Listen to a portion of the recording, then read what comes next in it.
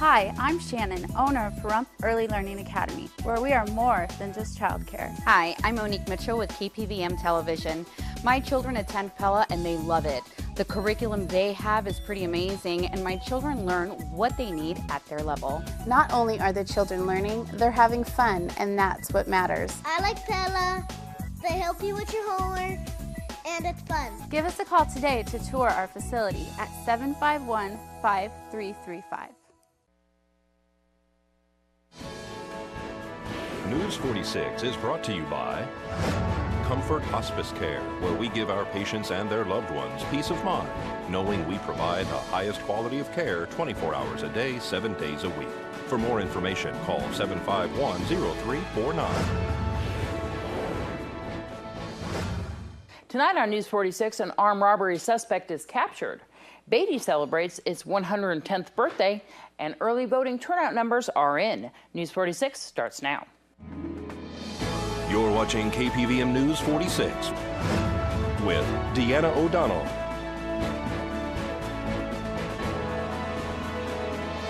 News 46, local coverage you can count on.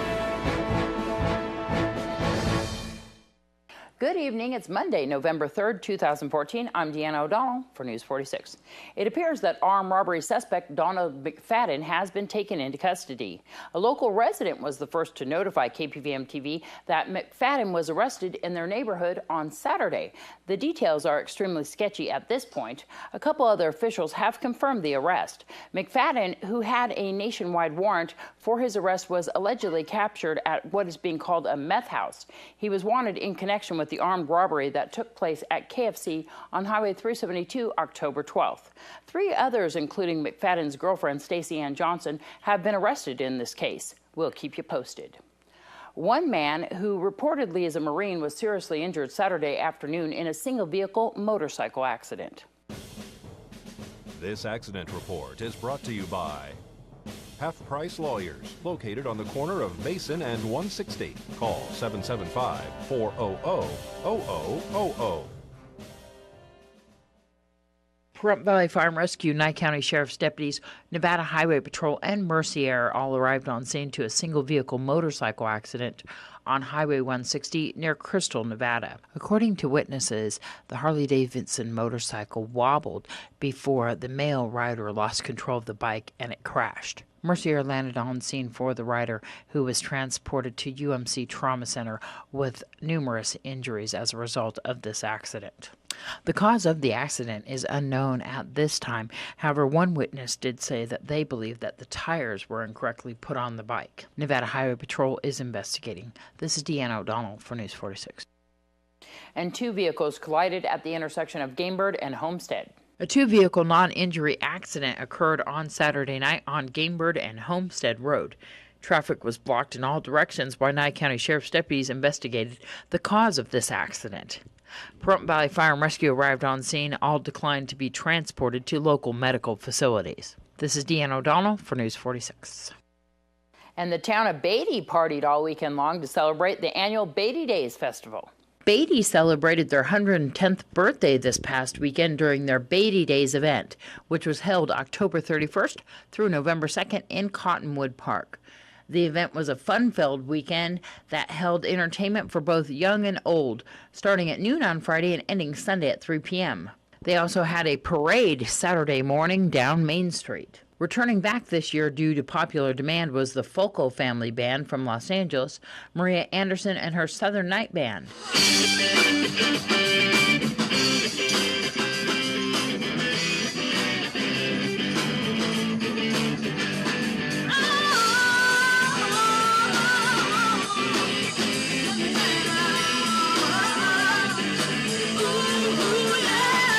This year's event included the annual International Chili Society Regional Cook-Off. They also had a classic car show, which drew in nearly 75 cars, which were decorated for the season and carried bags of candy for the trick-or-treating crowd. Besides the parade on Saturday, they held a 5K run and a 2K walk, bed races, and a poker walk. This year's Grand Marshals were Mark and Allison Henderson. This year's Senior King and Queen were Mike and Georgine Willis. Visitors to Beatty Days got to see the town's attractions, which includes some of their quaint restaurants and historical buildings. For more information on Beatty, you can go to beattynevada.org. This is Deanna O'Donnell for News 46. Lots of fun up there in Beatty. When we come back from this break, your Desert View Hospital health tip. This portion of the news is brought to you by Inspiration Senior Living, where we provide affordable elegance to Pahrump area seniors. Give us a call at 751-2300 and make an appointment to tour our community. Welcome back to News 46. Vitamin D is known to be important when it comes to bone health and also in diseases where inflammation occurs, like asthma. Many people, including some of those with asthma, have low levels of vitamin D. A new study examined whether adults being treated with inhaled steroids could better control their asthma if their vitamin D levels were increased to normal. This health tip is brought to you by Desert View Hospital and Mountain Valley Physicians Group. Don't put your health on hold. We have time for you. Call us to schedule your appointment. 775-751-7100. Mike Mitchell has dealt with asthma since he was a child. I've gone from not being able to run basically a block as a 7-year-old to running half marathons now. Mike helps control his asthma with an inhaled steroid medication. It reduces the inflammation in his airways. He also had low vitamin D levels. Perhaps by replacing the vitamin D, we could actually help their medications work better, in particular inhaled steroids, and that would help control that inflammation and control their asthma better. Dr. Mario Castro from Washington University School of Medicine in St. Louis and co-authors looked at 408 adults, including Mike. Big deep breath. Blow hard.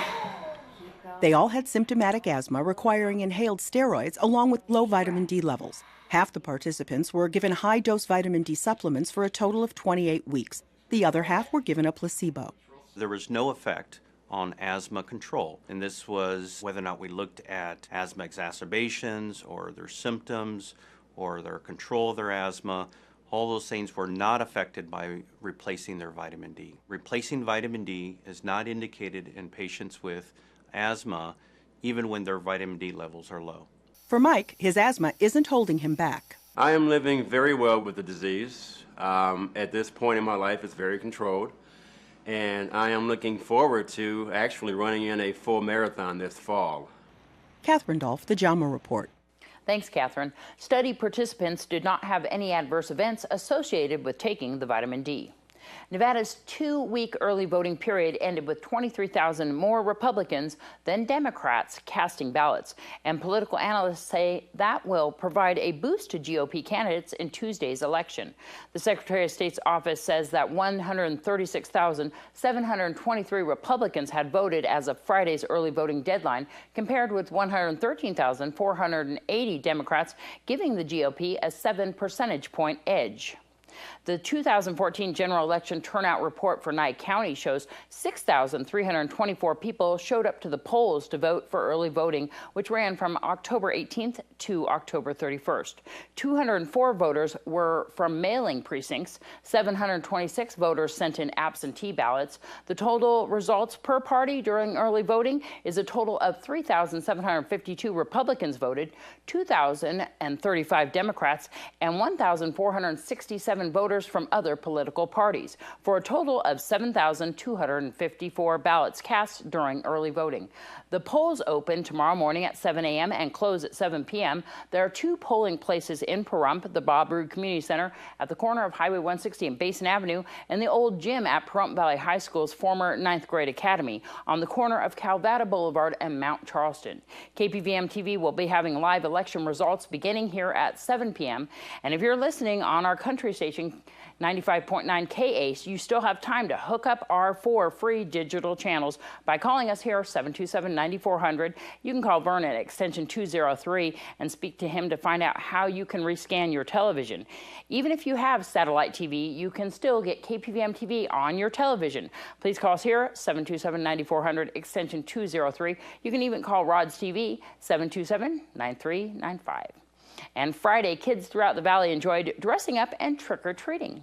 The town was packed with ghosts and goblins on Friday night as Halloween was underway. Several locations held their trunk or treat or safe nights, including the Pahrump Nuggets annual Safe Night event, which was once again well attended. Volunteers, businesses, and organizations set up booths throughout the event center as a crowd of kids wound their way through from table to table, collecting their treats.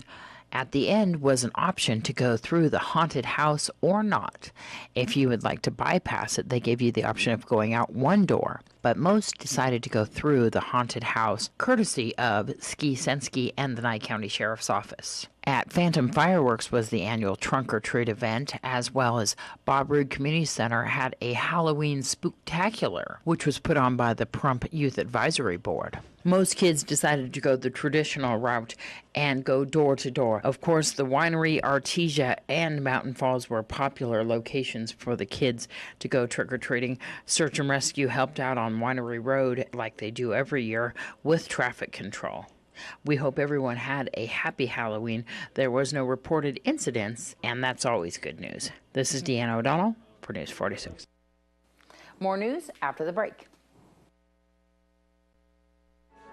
Today's news is brought to you in part by Dr. George Leeks, Pahrumps optometrist since 1990, offering full-spectrum eye care for children and adults. Call today, 727-8300.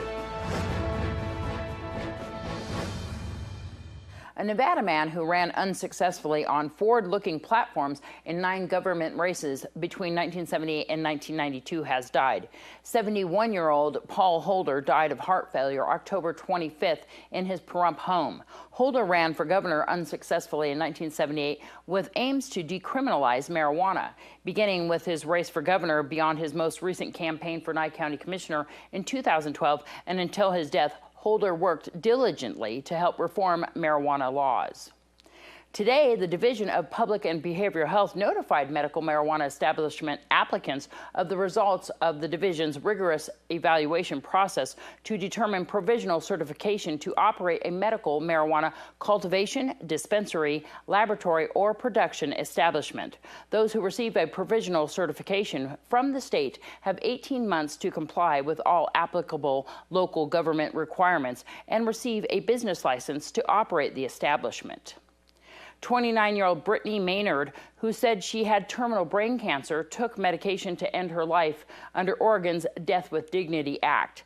Brittany's website said she chose to make a well thought out and informed choice to die with dignity in the face of such a terrible, painful, and incurable illness. She moved to Oregon to pass away in a little yellow house she picked out in the beautiful city of Portland. In a statement, Compassion and Choices, an end-of-life choice advocacy group that had been working closely with Maynard, said she died as she intended, peacefully in her bedroom in the arms of her loved ones. Dr. Stephen Andraki tells us about healthcare partners Total Health. Total care model is an interesting concept, and this fits a lot of different categories. It means that the patients are getting better care. We're decreasing the expenses for hospitalization and for services that are given to them, trying to keep them out of the hospital. So what we do is we spend a lot of extra time with the patients, identifying their medical conditions, making sure they're getting the proper evaluations that they need, proper screening, to make sure that the nurse coordinator is involved in the cases that they need to be involved, making sure that they're being followed on a routine basis, and make sure after they get out of the hospital to get right back into the doctor so that we can reevaluate their condition to keep them back out of the hospital, which is preventing readmissions. Total care model is where we're going to move to because nobody wants to be sick, nobody wants to go to the hospital, and everybody should be coming in and participating into their care. Total care model means the patient's participating with us. That means they're coming in on a regular basis, getting their lab tests done, getting their screenings done, and participating in their own healthiness. Exercise as well as lifestyle modifications are also very important. The Bureau of Land Management asked motorists to be careful of wild horses and burros along our roadways as the end of daylight saving times brings earlier darkness and lower visibility to southern Nevada. In the past, numerous wild horses and burros have been hit or killed or sustained injuries, leading to euthanization. The animals can wander onto the road, creating a safety hazard to themselves and for the people traveling the highways, including State Route 159, State Route 160, Lee, Kyle, and Cold Creek roads. Commissioner Butch Boraski spoke to News 46 about some new businesses coming to town. It's unfortunate that what happened with the Spring Mountain Raceway and the county commissioners recently about accepting that infrastructure that could have been used at the fairgrounds for soccer fields and things like that. But unfortunately, 3 of my colleagues deemed it necessary to shoot it down, and it's a shame. Now the chances for new soccer fields and things are pretty much out the window, unfortunately, and it's a sad day that the county wouldn't work with a developer like Spring Mountain, but they're going full stream ahead. They are a machine down there. They're working on their lake, their jet pack or whatever they call it, where they shoot people up in the air with water force, surfboarding. They have talked about a movie theater and restaurants, and I will be talking with them later this week to try to get a brief update on exactly where they are at. And then as far as any other projects, is there any other projects that are underway besides, I know we have the Holiday Inn Express. Yes, and that's full steam ahead. It's not fast enough to make me happy, but I really wanted to see that built in time to have a NACO conference here next year. I need to check the timetable on that and still see if it's feasible. If it's not feasible, then we'll shoot for 2016. And what else is coming to town? Is there any other things on the horizon right now? Well, there's a lot of potential. Morales has proposed a RV park with a lake. There were some complications with that on the water issue, and a lot of people are nervous about using that much water. But I think maybe in the long run, if that developer truly wants to do that, that might be a good project for town. We seem to have plenty of RVers coming this way, and that's what that's designed for. So that'll be another upscale RV park, similar to Lakeside. Do you see that getting approved? I see the possibility can, if they mitigate the water issue, then it would gain my support, and I look forward to that coming back to the RPC and then to the BLCC. Where was that one going to be located? That is out off Wilson and Linda. And that agenda item did get approved. Let's join Angela Miles with today's First Business Brief. This is the First Business Brief for Monday, November 3rd. I'm Angela Miles. The nation's 2 largest oil companies are spewing out profits. Oil prices are plunging due to a glut of oil and slowing demand worldwide, but the oil giants are making big money on refining. Exxon's profit rose to $8 billion, Chevron's to $5.5 billion. Shares of both oil companies rallied Friday. Ready, set, hack. That's what investigators are now saying about that massive breach into JP Morgan's system. The Wall Street Journal reports the bank's corporate challenge race website was hit first by the cyber criminals and later 76 million bank customers. The bank says all known hacker entry points were shut down in August and hackers were blocked from sensitive customer account information. And Mark Zuckerberg is fielding questions on Facebook. He will hold a Q&A session Thursday. Users can submit questions on the website. That's a First Business Brief. I'm Angela Miles. Thanks so much, Angela. When we come back from this break, your weather and some announcements.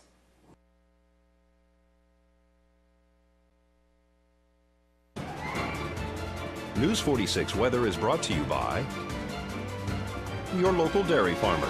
Dairy products are very important in maintaining a healthy body. Hello and welcome back to News 46. Today is Monday, November 3rd. Today we had sunny skies with a high of 64 degrees. It's a little on the chillier side outside today. The average temperature at this time of year is 72 degrees. Winds were coming from the north-northeast today at 8 miles per hour with gusts up to 17 miles per hour. So in addition to it being chilly outside, it was also windy outside today. We had some moderate to high winds. The UV index today was 3, which is moderate. Humidity was at 16% today. Sunrise was at 6:09 this morning, and the record high in 2010 was 86 degrees. Tonight we'll have clear skies with a low of 38 degrees. Your average temperature at this time of year is 52 degrees. Winds will be coming from the northeast at 6 miles per hour with gusts up to 10 miles per hour, so our winds will be calming down a little bit. Humidity will be at 29%. Sunset will be at 4:46 this evening, and the record low in 1943 was 26 degrees. Tomorrow we'll have sunny skies, great for Election Day. We'll have a high of 71 degrees and a low of 45 degrees, so our temperature should be going up a little bit tomorrow. Winds will be coming from the east-northeast at 6 miles per hour with gusts up to 8 miles per hour, so our winds will be going down as well. Humidity will be at 14%, sunrise will be at 6:10 a.m., and the UV index will be 4, which is moderate. 4 hour 7-day forecast will have lots of sunshine across these next 7 days. Your high temperatures will be starting off in the low 70s, and they'll be going up into the low 80s by the end of this week. And your low temperatures will be looking at a similar pattern, starting off in the mid 40s and going up into the low 50s around the end of this week. Thanks so much, Noah. Assemblyman James Oscarson is hosting an election night party Tuesday, November 4th, that's tomorrow, at Mountain Falls in their clubhouse. The doors open when the polling locations close at 7 p.m. and everyone is welcome. St. Martin's Episcopal Church, in partnership with Nye Communities Coalition, is sponsoring a teen night on November 7th from 6 to 9 p.m. at the Nye Communities Coalition's Activity Center, located at 1020 East Wilson Road. This free activity is open to middle school through high school age students and includes an evening of games, karaoke, food, and fun. For more information, you can call the Nye Communities Coalition office at 727-9970 or Julie Platson at 537-1115. I want to buy a house? Now what? Heather Batiglia with Axia Home Loans partnered with Realty Executives, Country Financial, Fidelity National Title, Nevada Rural Housing Authority, and Complete Home Inspection.